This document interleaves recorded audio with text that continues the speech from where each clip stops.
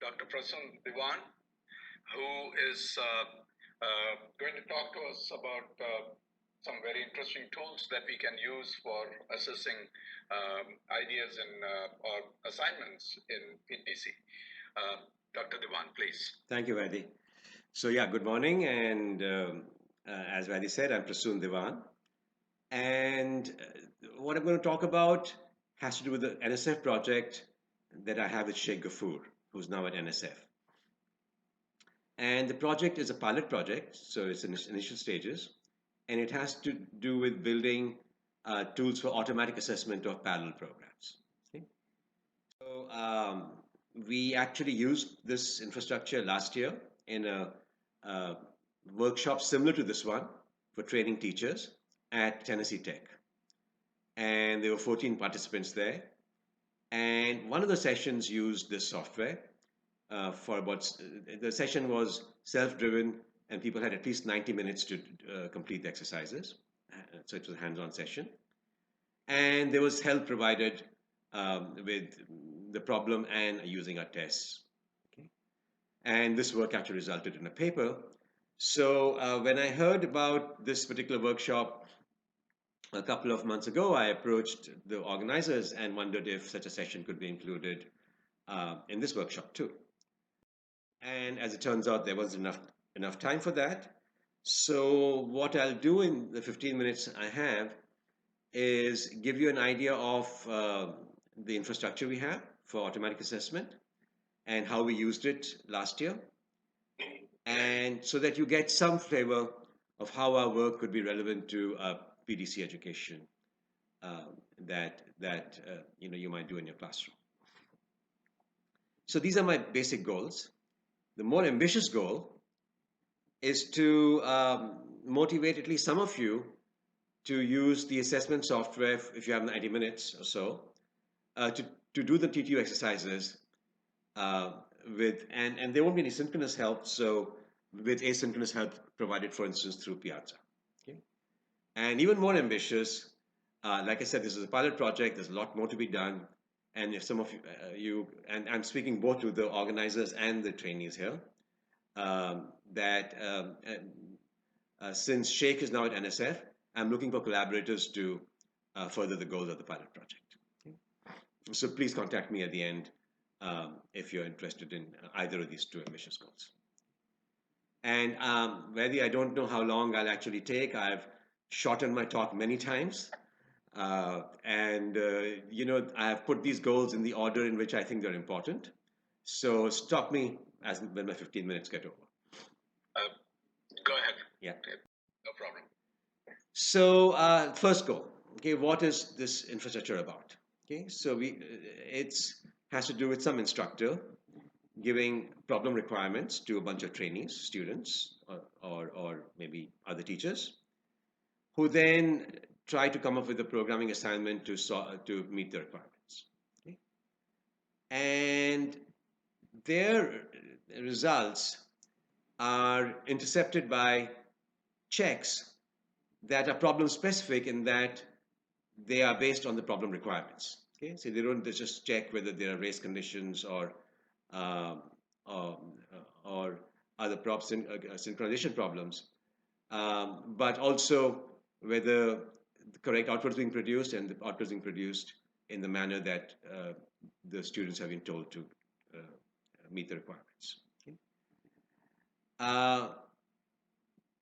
This feedback can be given to the instructor, and that's the classic reason for automatic checks, that you can have scalable courses now. Okay? The tests are helping check whether the problem requirements are being met and to what degree they're being met. Also, the results can be used for short duration training sessions like this one, okay, where there's just not enough time to do the checking manually. Okay? Humans are slow. Even more interesting, the check output can be given to the trainees themselves, and they can use that to iterate through the solutions. So, so the checks can be used to clarify requirements, tell the trainees whether they're on the right track, and maybe even direct them towards the right track. Okay? So they become like an always available instructor agent. So allowing the trainees to run the checks can benefit them. Okay, they have this instructor agent here, but it can also benefit the instructor. So if you're like me, after you're given a problem, you're wondering what's happening. Is the problem too easy? Is it too hard? Is it easier for some and harder for others? And who is it harder for? So the output of these tests to answer these questions can be logged. And from that log, we can create an awareness engine that gives appropriate feedback to the instructor, who can then visualize this otherwise unseen work and try to understand what's going on before the assignment is submitted. Okay? Based on this feedback, they can of course look at it later too, okay? But it's available during the assignment also.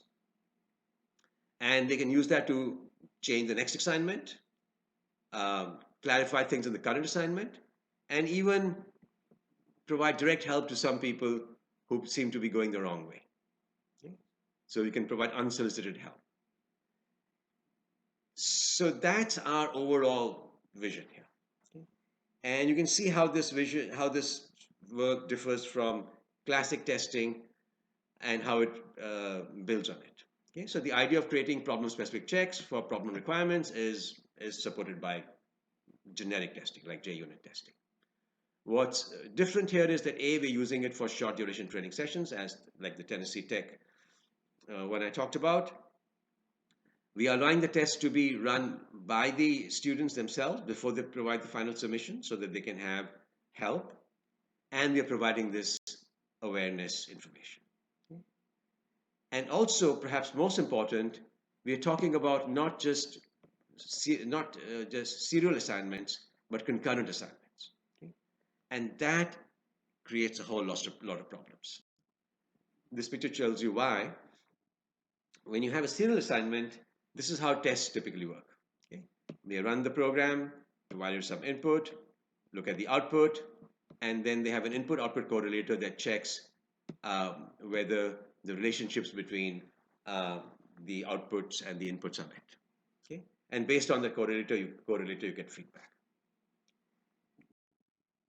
Now, why this doesn't quite work for concurrency is because often you use concurrency to speed up algorithms, not change the relationship between input and output.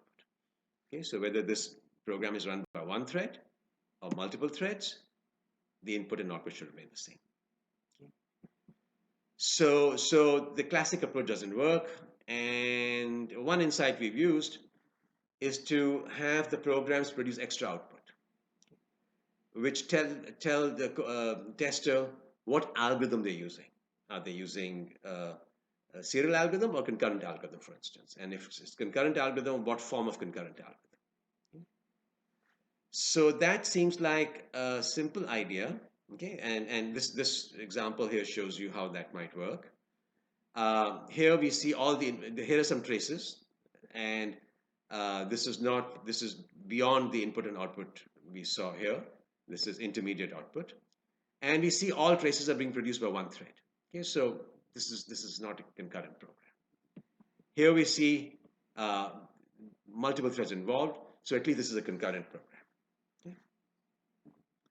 So this seems that it could work, except that it adds work for the person writing the tests. Now they have to not only correlate input and output, but also deal with traces which seem more complicated. In addition, so there's traces to worry about. Also, the traces are non-deterministic, and whether thread 2 produces output first or thread 1 produces output first in these two steps is uncertain. Okay? So we'd like to make test writing easier than what it seems here, and that's where our work comes in. What we've done is build a generic infrastructure for writing a family of tests for different problems. And all these problems share one characteristic, that they are basically fork join algorithms. And if you look at, I don't know what exercises you guys are doing, but typically EDU exercises involving HPC are fork join. Okay, so this seems like an important class of problems. Okay. How this infrastructure works, of course, we don't have time to address that. But you see here it being used. Um, so we have a UI also, and a trainee can click on any test to go and get feedback from that test. And here the tests say that, look, the steps you did before fork are correct. What you did after join is correct, but in between, your input output did not match this particular sequence of regular expressions. And whether you put regular expressions here or actual text, that depends on the test writer. Okay? So you see here how you can tell whether you're on the right track or not. You know that you did two things right, you know you did not do one thing right, so that's what you need to work on, okay? Perhaps with some help. So that's the always available assistant goal. Uh, Here's the awareness goal. Okay? And this is, seems like a complicated plot. So let me go through this slowly. What you see on the x-axis, what you see on the as points are sessions, are test sessions. In any test session, you can run one or more tests. Okay? During a test session, you don't edit code. You just run one or more tests, and then you edit code, then you run more test sessions. Okay? You can have 0 test sessions, or you can have a lot of test sessions. And these and so on the x-axis are times. Okay, so our exercise was available around 10:30 a.m. in TTU, and around 2 p.m. is when people, this is Eastern Standard Time, when the last person finished. Okay, and I think this is when lunch was served. So we see the times here, and these are fake names, these are not real names, anonymized, so that we are hiding identities. Okay, so these are participants. So each horizontal line represents the activities of one participant. Okay? And we see these dots are colored. Okay, green is the first time they ran a test. So they could have worked earlier, but we are just logging the test executions here. And red is the last run. And they had to do two problems, an odd number problem and a prime number problem. And when they got full points from uh, the odd number tests, odd numbers test, we colored the circle blue. And when it was the primes, we colored it purple. Okay? And in between the first and the last, all other sessions were colored gray. Okay? So this is intermediate work where they didn't actually start, they didn't finish, they didn't meet any milestone, but they're working on it to iteratively refine their improve on the score. Okay. The size of the so this is session category here by colors. The size tells you how many tests they ran in each session. Okay, so as they approach a blue dot, the size of the circle keeps increasing. Okay? So what can we learn from this? Well, the bad news kind of is that 90 minutes was not enough to do both problems, which in retrospect is not surprising. Okay? Anything that you code takes time. And you can say that time was the reason for this happening. So only three students, only three trainees, 2, 3, finished the second exercise. And you can say that was time, okay? Or it was motivation, or it was motivation. So you see why motivation may be an issue based on examining a few people who did not finish the second exercise. Okay, here you see a person who started so early and was there till the end. Okay, this person could have used more time and help. On the other hand, you see this person who started quite late, finished here, and said, "Oh, sorry, I couldn't do either of those exercises." And you see another person who just ran the test once and gave up, okay, or didn't try much. Okay, so there were substantial differences in time spent, milestone achieved, and testing strategies used. Okay, some people actually ran a lot of tests before reaching the blue milestone, for instance. You see here a person running a lot of tests. Here you see a person just running one intermediate test and that's it. Okay. So that brings us to the end of 15 minutes almost, and my last slide. So we need obviously more work on training of trainers to get more data. Here's just for 14 people. And why just use this test-driven infrastructure for trainers, use of students also who are familiar with Java, because this is a Java-based infrastructure. And test logs can provide a wealth of data about different learning strategies. So if you're interested in this direction, please contact me. And right now we have built tests only for use of Java abstractions directly. There's Pajama, which has declarative abstractions for Java, and then many other mechanisms for teaching concurrency. So in the next project, we'd like to address uh, these other platforms also. Okay. So my timer shows I'm 15 minutes and 51 seconds. So it was amazing. I could keep the time. So I'll open it up for questions now, if there is time. Thank you very much. It was very informative, and I think logistically it might be easier if there are questions for you to come down here. I'm not sure he would be able